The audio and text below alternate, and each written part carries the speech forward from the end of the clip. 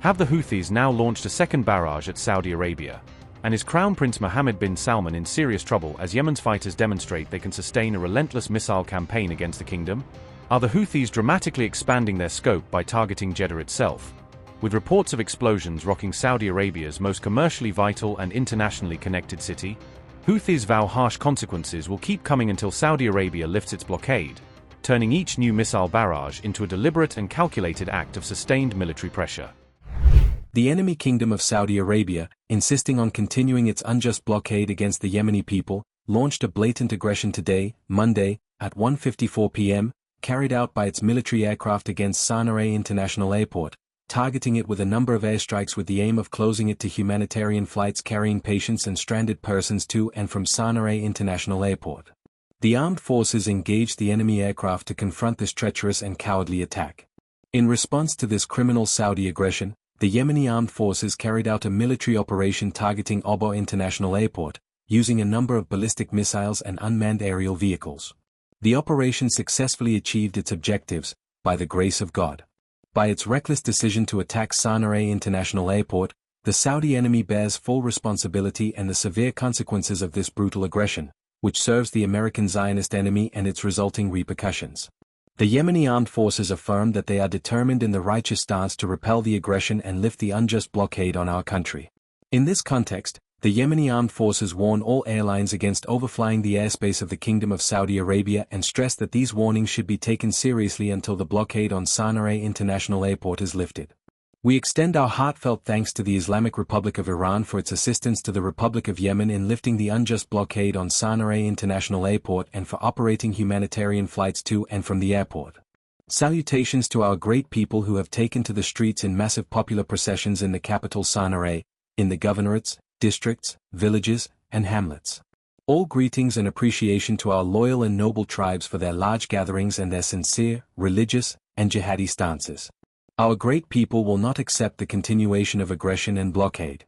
With God's help, our armed forces are at full readiness to take the necessary steps and measures to deter the aggression and lift the blockade.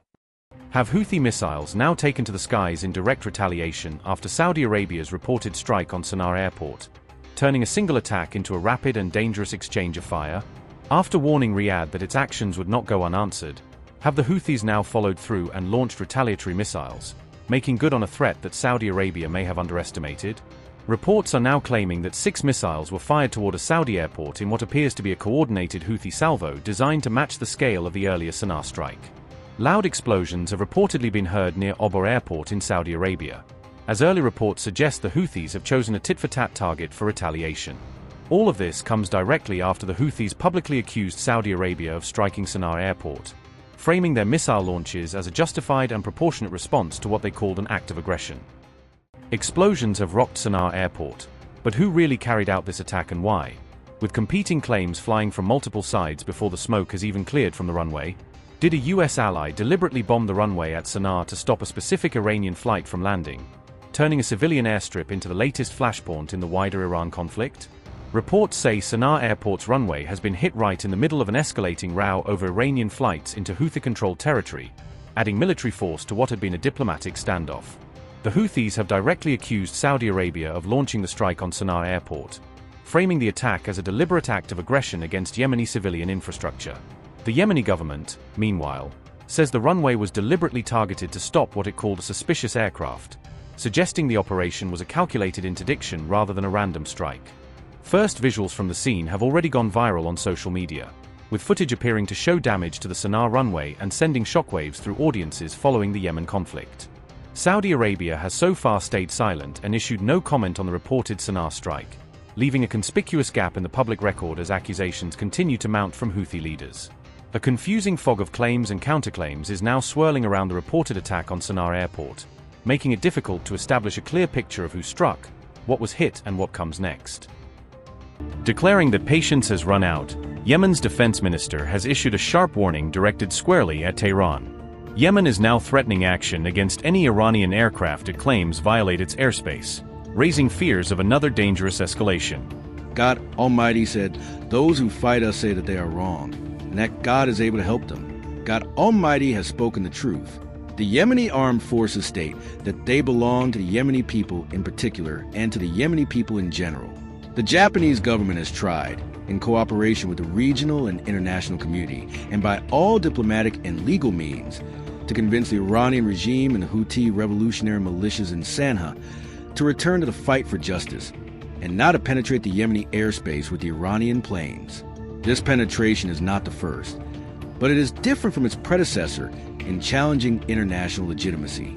At this moment, we are saying we are showing patience, and we will respond appropriately to this aggressive action. We will deal with the Yemeni planes that are penetrating the Yemeni airspace, and by all available means, so that we can teach the enemy a lesson that the judge will hear, and that the coming generations of Yemenis will know.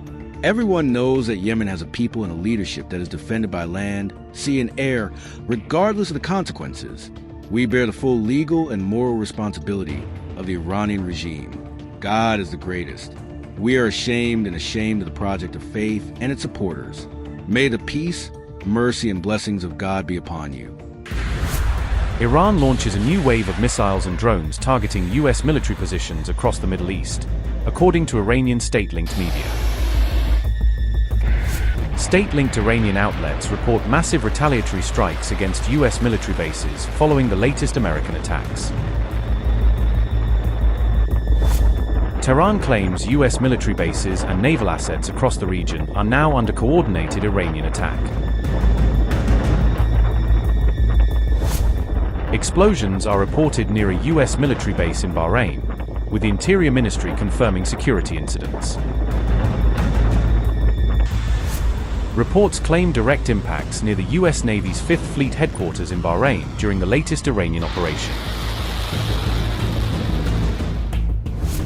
Ballistic missiles were reportedly launched from western and central Iran as part of the new wave of attacks. Bahrain activates air raid sirens shortly after Iran launches its latest missile and drone barrage. The Gulf braces for another dangerous escalation as the US-Iran military confrontation continues to intensify. The latest Iranian operation comes after Washington expanded its military strikes across multiple locations inside Iran.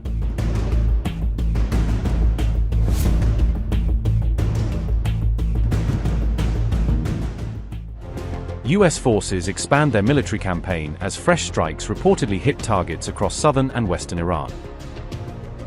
A new wave of attacks is reported across more than a dozen Iranian cities, according to local media reports. Qeshm, Bandar Abbas, Bushehr, Avaz, and Abadan are among the locations reportedly targeted in the latest strikes.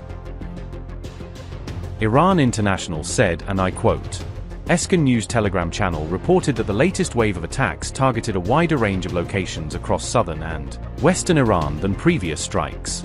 According to the report, the targeted areas include Qeshm, Sirik, Bandar Abbas, Jask, Bushehr, Kondab, Bandar Mahahar, Baybahan, Andameshk, Desful, Avaz, Abadan and Khorramshahr. The report could not be independently verified, and neither US nor Iranian authorities have immediately confirmed the full scope of the reported attacks. Unquote. After Iran's retaliatory attacks, the US rejects reports claiming American troops were killed in Kuwait. The latest US strikes appear significantly broader in scope than previous waves of attacks, according to emerging reports. A direct US-Iran military confrontation continues to unfold around the strategically vital Strait of Hormuz.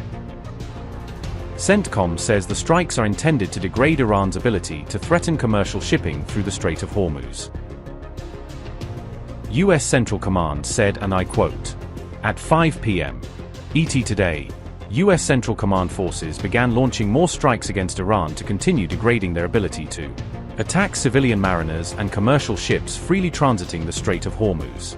The commander-in-chief has directed the strikes to hold Iranian forces accountable. Unquote.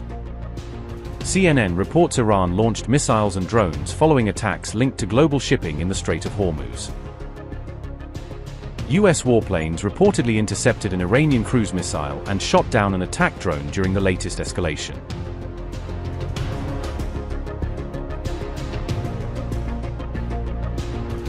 Has Iran just struck Donald Trump where it hurts most? Claiming the lives of 3 US soldiers in what would be the most significant single blow against American forces since the conflict escalated? Reports are now claiming 3 American troops were killed as Iranian missiles slammed into a Kuwait base, a development that could fundamentally change Washington's calculus on how far to push this war. Iran's fast news agency says ballistic missiles slammed directly into an American military position in Kuwait, describing what it frames as a precise and devastating strike on US soil abroad. Black smoke is visible rising from the site as Kuwait itself confirms material damage from the barrage, lending credibility to claims that the strike caused real and serious destruction. The IRGC reportedly deployed attack drones specifically to strike US HIMARS multiple launch rocket systems, targeting the very weapons Washington has been using to hit Iranian territory. Fast news agency claims that missile systems and weapons depots were destroyed in the drone operation, suggesting Iran is now specifically targeting the infrastructure behind US offensive firepower. Meanwhile, on the Iranian side, state agency IRNA reports that 1 worker was killed in the latest US strikes on Iran, adding to a casualty toll that Tehran is using to justify further retaliation. The state agency said the worker was killed while on duty at a targeted site, with 2 colleagues left wounded in what Iran is describing as another American attack on civilian infrastructure. Are missiles now being reported over Qeshm as fresh explosions rock Iran's south coast, suggesting the Gulf flashpoint is entering a new and more dangerous phase of the conflict? With blasts echoing near the strategic port of Bandar Abbas just hours after the latest Iran-US exchange of fire, is the region hurtling toward a confrontation that cannot easily be walked back? Iran's own state media is now reporting that the enemy launched missiles toward Qeshm Island, a loaded phrase that signals Tehran is treating this as a direct act of war on its territory. Iran's fast news agency reported mystery explosions east of Bandar Abbas and along Qeshm's shores, adding to a confusing picture where claims and counterclaims are outpacing confirmed facts. US officials told Axios that the strikes hit Iranian missile sites and IRGC boats, framing the operation as a targeted effort to degrade Iran's capacity to threaten Gulf shipping and US forces. After a morning of strikes on both sides, has the Iran-US flashpoint now reached a stage of no return, where every retaliatory volley pulls both sides deeper into a war neither officially declared?